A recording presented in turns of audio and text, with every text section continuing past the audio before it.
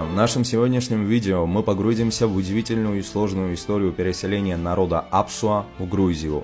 Этот процесс оказался не только исторически важным, но и весьма многогранным, затрагивающим вопросы этнической идентичности, культурных изменений и политических реалий того времени. Мы исследуем, как сложилась история переселения апсуйских племен, какие обстоятельства этому поспособствовали и как это повлияло на современную Грузию. Чтобы понять, как происходило переселение Апсуа в Грузию, нужно немного заглянуть вглубь истории. Древние абхазы ведут свою историю из южной части Кавказа, где на протяжении многих веков жили племена, говорившие на картвельских, то есть грузинских языках. Все исторические сведения, найденные на территории современной Абхазии, не только дают основание утверждать, что древние абхазы были грузинами.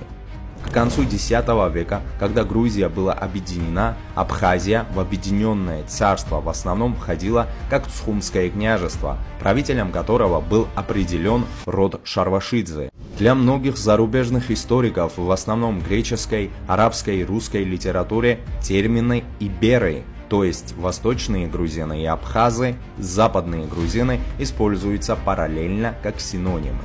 Например, арабский географ и историк XIII века Якут аль-Хамави отмечает, что в Абхазии живут христиане гурджи, то есть грузины. Абхазов и картвелов также отождествляют Низами Ганджели, Хакани Ширвани и другие восточные авторы. Примечательно, что средневековые русские источники также указывают на то, что Иберия, Восточная Грузия, это та же Абхазия, то есть Западная Грузия. Не менее важно, что единство абхазов и грузин в Грузии в этот период не ограничивалось синонимическими значениями этих слов. Именно абхазов, проживающих в северо-западной части Грузии, ни грузинами никогда не считали. Живущий в XI веке грузинский историк Леонтий Мровели, рассуждая о происхождении кавказских народов, этнически Западную Грузию целиком считает уделом Эгриссии.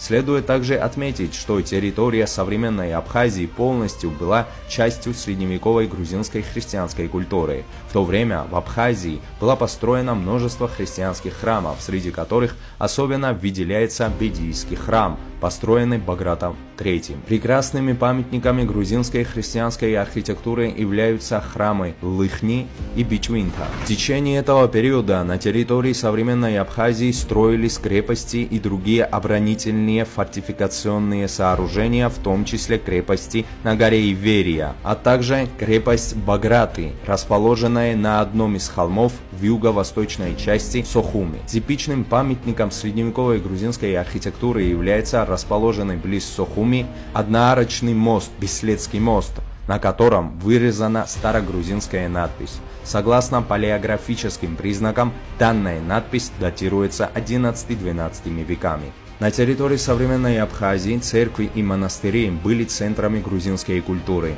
Письменная культура региона в то время была только грузинской. В XI-XIV веках почти все лапидарные надписи, не считая нескольких греческих, дошедшие до нас, написаны на грузинском языке. В конце 15 века Грузия распалась на 4 независимых княжества. В то время абхазское владение входило в состав княжества Мигрелии. По словам венецианского дипломата Иосифа Барбаро, граница Самегрело простирается до Черкесии, на основании чего можно сделать вывод, что вся Абхазия до Черкесии находилась в пределах границы Самегрело.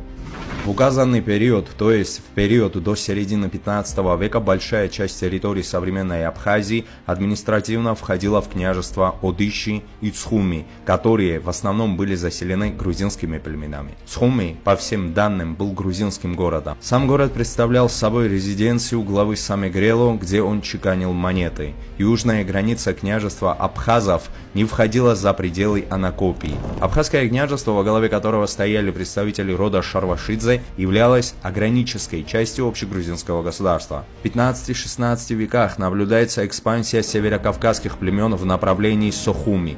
По словам себастопольского сухумского консула Герарда Пинелли, в 1455 году, 28 июля, на город внезапно нападают северокавказские племена Апсуа. Изменения в социально-экономической и культурной жизни Абхазии в 16-18 веках связаны с этнографическо-демографическими процессами. В частности, возникла новая волна родственных горских племен в регионе. Особенно активными в этом отношении были черкесские племена, которые с 15 века постепенно начали обосноваться на территории княжества абхазов, то есть грузин. Этот процесс становится еще интенсивнее в 16-18 веках. Правители Самегрело-Одыши, которые контролировали территории современной Абхазии, неоднократно были вынуждены прибегать к превентивным ударам по этим племенам, не давая им возможность проникнуть в глубины Грузии. Кроме того, в это время, как я уже сказал ранее, Грузия была разделена на маленькие царства и княжества, которые вели ожесточенные войны с двумя сильнейшими империями тогдашнего мусульманского мира, с Османской Турцией и Сефевидским Ираном. В плане социально-экономического развития прибывшие племена резко отличались от местного коренного населения княжества абхазов.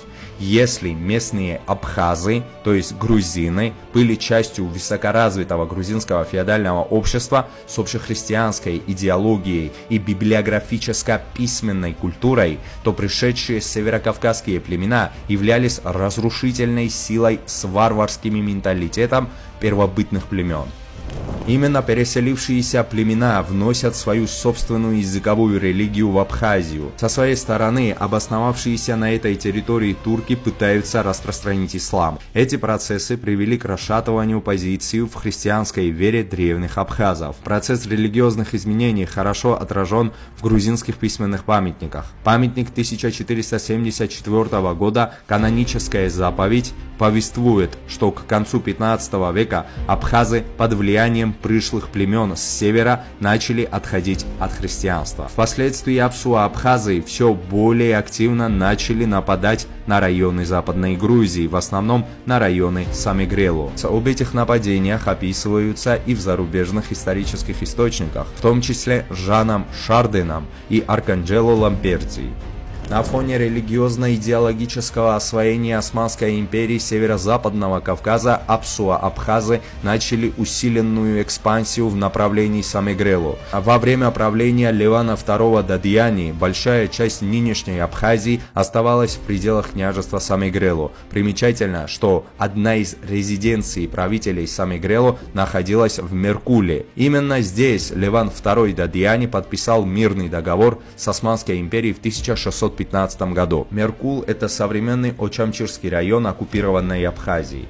Чтобы защищаться от северокавказских племен, Леван Дадьяни построил защитную стену в ущелье реки Келасури. В середине 17 века переселившимся удалось преодолеть эту стену. Впоследствии граница между Самегрело и нового княжества абхазов была перенесена к реке Кодори, а затем и к реке Ингури.